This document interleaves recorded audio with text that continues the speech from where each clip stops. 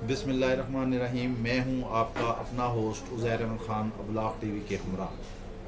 आज हम आपको बताएंगे कि एपीसी का असल खेल क्या है, अंदरूनी कहानी क्या है, गवर्नमेंट को किस तरह कामयाब कराया गया, फजल रहमान ने एक क्या नया खेल खेला, अपोजिशन को किस तरह बंद गली में दाखिल कर दिया। इससे पहले कि हम आपको तफसीलात के बारे में आगाह करें, अगर अभी तक आपने अबलाग टीवी को सब्सक्राइब नहीं किया तो आप इसको सब्सक्राइब करें और बेल आइकन का बटन दबाना ना भूलिएगा। हम आपको बता रहे थे कि ऑल पार्टीज़ कॉन्फ्रेंस का क्रियाक्रम कैसे हुआ।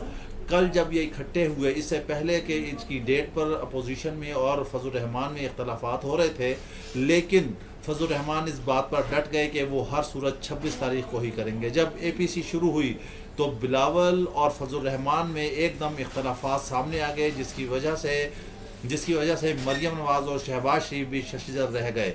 मौलाना फजल रहमान ने तौहीन सहाबा के हवाले से इशू उठाया तो बिलावल भुट्टो ने कहा कि मैं मजहबी चीज़ को सियासत में नहीं आने दूंगा। फिर उन्होंने कहा कि जब पार्लियामेंट से इस्तीफ़े दे दिए जाएं तो उन्होंने कहा कि मेरे 2 मामुओं और मेरी वालदा ने कुर्बानी दी है, तो मैं मज़ीद पार्लियामान में से और नुकसान नहीं उठाना चाहता, ना ही मैं ये बर्दाश्त करूँगा। हुकूमत को अपना टाइम फ्रेम पूरा करना चाहिए। इस पर दोनों के दरमियान इंतहाई इख्तलाफात हो गए, बल्कि एक टाइम पर इस हद तक पहुँच गए कि फजल रहमान ने कहा कि आप सारे जाते हैं तो जाएँ, मैं तो इस्लामाबाद में धरना दूंगा। जबकि धरना देने के हवाले से भी पीपल्स पार्टी 2 धड़ों में तकसीम है। एक धड़ा जो है वो धरने के हक़ में है, जबकि दूसरा धड़ा इसके हक़ में नहीं है। अब फजल रहमान की क्या डिप्लोमेसी है। इस वक्त फजल रहमान से नून लीग भी खुश नहीं है। अगर माजी में देखा जाए तो पीपल्स पार्टी भी फजल रहमान का अक्सर जगह पर साथ देती हुई नज़र नहीं आ रही है। अब आखिरी मोहरा जो है वो जरदारी है। इस वक्त जरदारी जो है वो फजल रहमान के हक़ में है। जरदारी ये चाहते हैं कि वो बार बार एक सुराख से न डसे जाएं। ये चौथी 5वीं दफ़ा है, इस वजह से वो फजल रहमान पर ट्रस्ट कर रहे हैं। माजी में एक वक्त ऐसा आया था जब शायद फजल रहमान की ये ख्वाहिश पूरी हो जाती जब वो वज़ीर आज़म बन जाते, लेकिन शाह अहमद नूरानी की मुखालफत की वजह से और नवाज़ नसरुल्लाह की वजह से वो वज़ीर आज़म ना बन सके। उनकी ये ख्वाहिश किसी तरह पाया तकमील तक ना पहुँच सकी। अब अंदरून खाना कहानी क्या है, हम आपको एक ऐसी होशरबा बात बताने वाले हैं जिसको आप सुनकर हैरान और परेशान नहीं बल्कि अंगुश्ते बदंदा हो जाएंगे कि ये क्या हो गया सियासत में, ये कैसे हो गया। फजल रहमान जो है अंदरून खाना हुकूमत से मिल चुके हैं। वो एपीसी को बुलाकर उन्होंने इसको बंद गली में दाखिल कर दिया है, क्योंकि ये भी सुना जा रहा है कि हुकूमत ने एक शख्सियत को फजल रहमान के पास भेजा था कि बस अब बहुत ज़्यादा ना करें, बस अब काफ़ी है और ऐसा रास्ता इख्तियार करें जिससे हम मिलजुल के चलें। बज़ाहिर तो फजल रहमान ने उनसे माजत कर ली और उन्होंने कहा कि हमने धरना देना है, मगर हमारे ज़राए बताते हैं अंदरूनी खाना के मामला तय हो चुके हैं।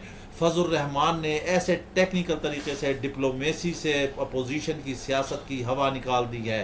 अब हुकूमत को एपीसी से कोई ख़तरा नहीं है, ना पार्लियामेंट के अंदर ख़तरा है ना पार्लियामेंट के बाहर है। बजट भी आसानी से मंजूर होगा। अख्तर मैंगल ने पहले इनकार कर दिया है, उन्होंने कहा है कि हमारे तहफ़्फ़ुज़ात हैं, हमने फजल रहमान को लिख कर भेज दिया है, अगर वो दूर करेंगे तो हम नेक्स्ट एपीसी में देखेंगे कि उसमें हमने शामिल होना है या नहीं है।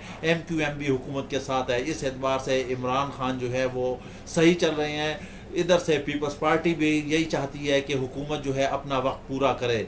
जरदारी ने कह दिया है मुझे बार बार अंदर भेजेंगे, आप मुस्तकिल बुनियादों पर अंदर रखें। जरदारी अपनी सियासत खेल रहे हैं, इसमें मुस्लिम लीग नून जो है वो यूज़ हो रही है। मरियम नवाज़ जो है वो जज्बाती हो चुकी हैं, वो अक्रॉस द लाइन फायर करती हैं। वो कहती हैं कि इमरान खान की भी हम मुखालफत करेंगे और इमरान खान को लाने वालों की भी मुखालफत करेंगे।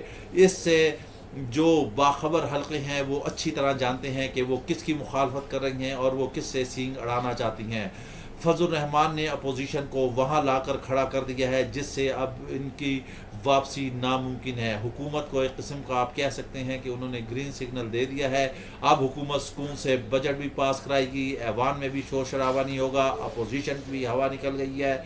इस लिहाज से फजल रहमान ने सब के ऊपर एक ऐसा तुरप का पत्ता खेला है कि सारे खामोश हो गए हैं। अपोजिशन की कोई ना तासीर है ना असर है। अब चाहे वो ऐवान के अंदर शोर मचाएं या जो भी करें। जब फजल रहमान ने कहा कि हम पार्लियामेंट से हमें इस्तीफ़ा दे देना चाहिए, तो उस वक्त भी उन्हें मुखालफत का सामना हुआ। चूँकि वो ख़ुद इस वक्त पार्लियामेंट में नहीं है, इसलिए वो चाहते हैं कि पार्लियामान को ही ख़त्म कर दिया जाए। ऐसे जमहूरियत नहीं चलती। मगर फजल रहमान के असल चेहरे को अपोजिशन को भी समझना चाहिए कि वो किस लाइन लेंथ पे अपोजिशन को ला चुके हैं। अब ना ही धरने पे उसका कोई जारी है। अगर इन्होंने योम स्याह मनाना है 25 जुलाई को, उसको भी एक लंबी तारीख दे दी है। ऐवान के अंदर जो है अंदर बाहर भरपूर एहतजाज करेंगे, इस पर भी इत्तफाक हुआ है। बुनियादी तौर पे देखा जाए तो उन्होंने इंक्वायरी कमीशन मुस्तरद किया है, चेयरमैन सेनेट को हटाने पर मुत्तफिक हुए हैं, मगर अमली तौर पे कुछ भी नहीं हुआ। ये आप कह लें कि APC जो थी एक सिट स्टैंड था और कुछ भी नहीं था। हुकूमत को एक ग्रीन सिग्नल था, उसके लिए रास्ता हमवार कर दिया गया है। इमरान फजल रहमान की अंधेरे की मुलाकातें जो हैं वो रंग ले आई हैं। उन्होंने अपोजिशन को बुक कर दिया है। हुकूमत के लिए रास्ता साफ है। अब वो सुकून से हुकूमत करेंगी। इस लिहाज से कहा जाए फजल रहमान जिंदाबाद। जमहूरियत के हक़ में आपने सही कदम उठाया है। इसके साथ ही हमें इजाज़त दीजिए। अल्लाह हाफ़िज़।